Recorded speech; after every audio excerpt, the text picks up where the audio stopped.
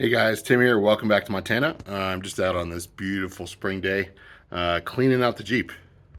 She's muddy on the outside. Took the kids out up a trail yesterday. It was fun.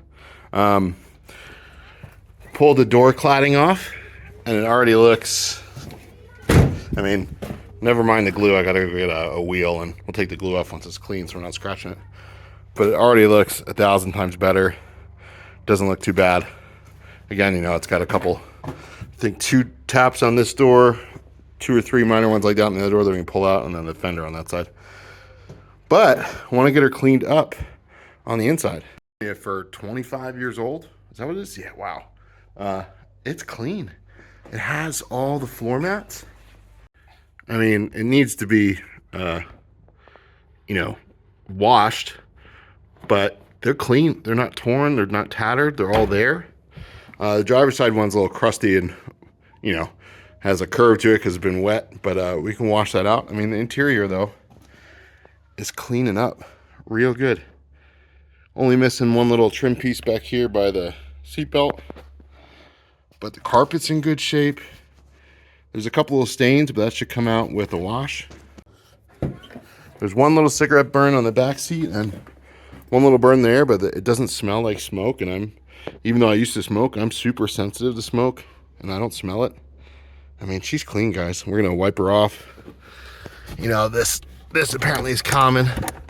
Oh, it looks loose. Maybe just get a new hinge and that'll be fixed. This is broken here. Maybe I can look up the hinges for that new lid. It just needs to be cleaned out. Show you this side with that dent, which I'm gonna pull the fender liner off and heat this up and hopefully just pop it out to get it somewhere. But she's straight other than, little tiny guys there that will hot glue out. I was looking at painting these, but I can get a new set for not that bad, like all 4 corners. Maybe this is something we'd paint when it's a little warmer out. So she definitely needs wiped down on every surface on the inside. It's just dirty. It needs a good detail, get out the old toothbrush or something. And I think I'm gonna try and wash the carpets now. We'll see how that goes.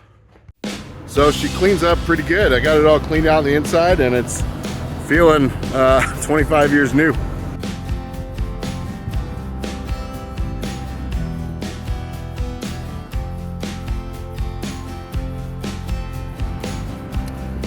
Those are the mats that need to be washed, but underneath, it's clean.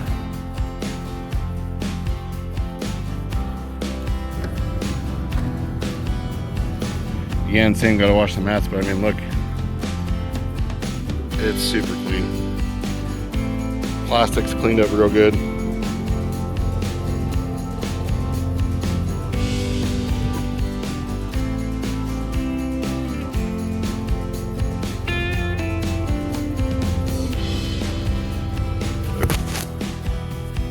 There's some stuff rattling around in the lift gates. I took it apart. Just some broken plastic in there from, I have no idea what. It's not from the Jeep. And then I replaced a couple of the Christmas tree clips. She's clean.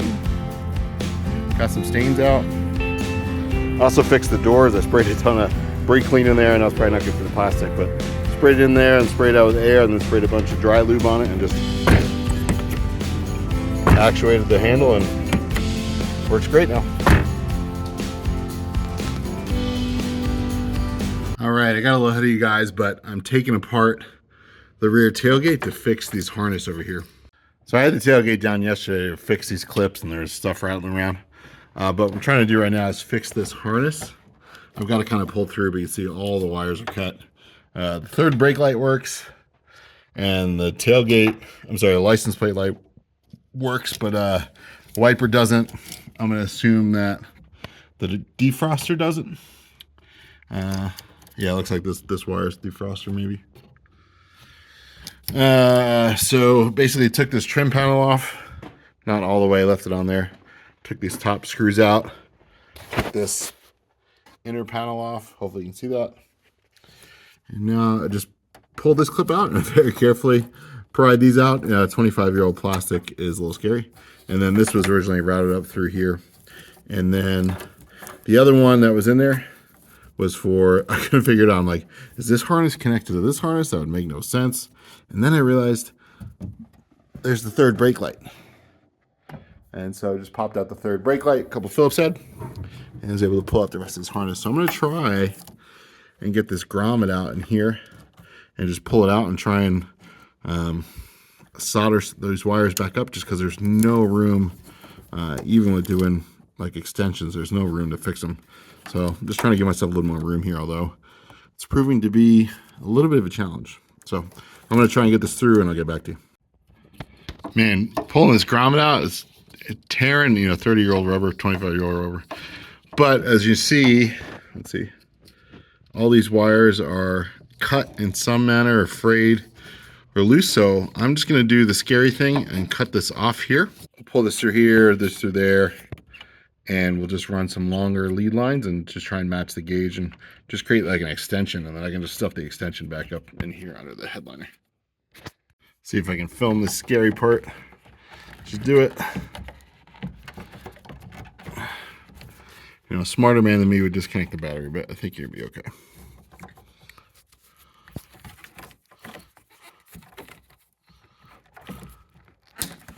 Yep.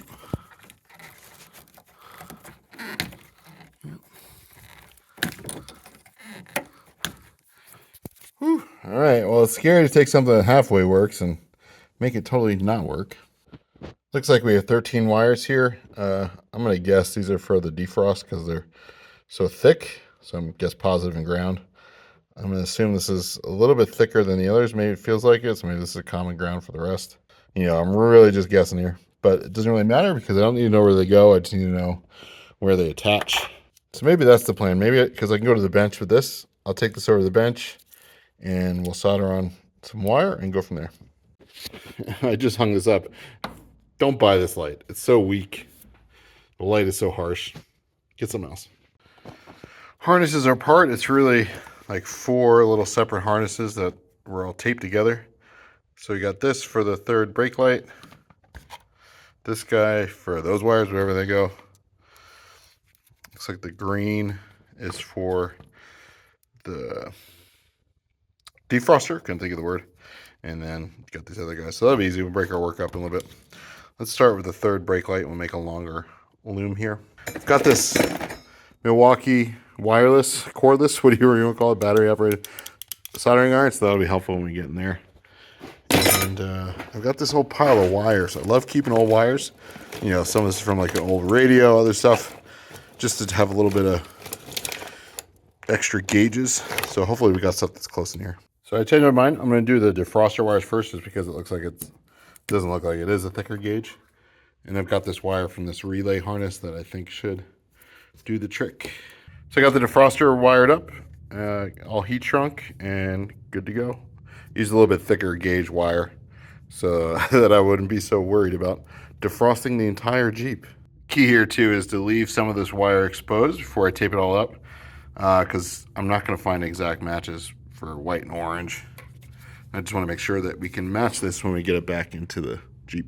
Third brake light is wired up, heat shrink, and then I threw on some extra heat shrink unshrunk. That way when it's in the truck, I won't forget it. Ask me how I know. Got another one down. Don't know where this goes to, but it's together. And I'm trying to keep the colors close, at least logical. Like this is brown and purple, so I've got closest to purple I have is blue. This is brown and green, so I went green. And this is black and white, so I just went black. But hopefully when I get back over there, it'll be easy enough to go, oh, okay, purple, blue, and match them up. But brown and green makes sense, right? Gray and blue. I mean, cool colors, earth tones, pink and red.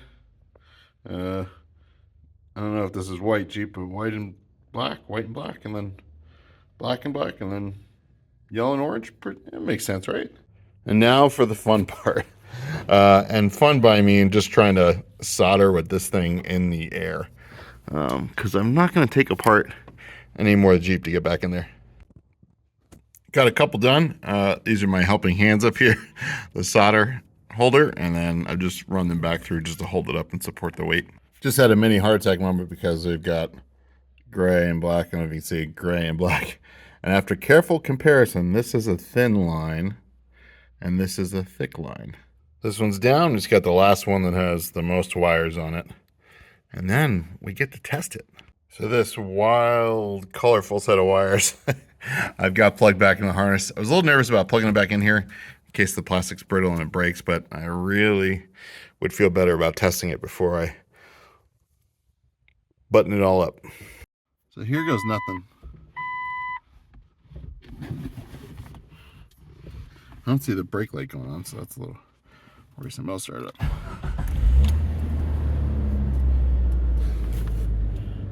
Well, the brake light's not lighting up, so that's something. Oh, wasn't getting that before, I don't think, so we fixed something. That's not good because the hatch is closed.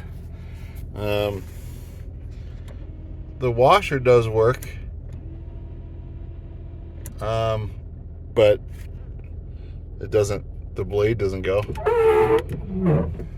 See it sprays now, but I don't know that we did anything because the pump's in the front. Well, the brake light was just the bulb, but I thought it worked before, so I'm a little confused. I'm wondering if there's a fuse for the wiper, so we'll check that in a minute. But I just did continuity on the defroster, and I plugged it in here and checked continuity, and we're good on positive and ground.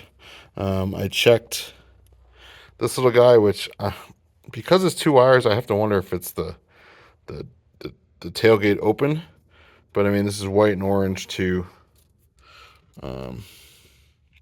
white and orange, and then thin black to thin black, right? Well, plot thickens.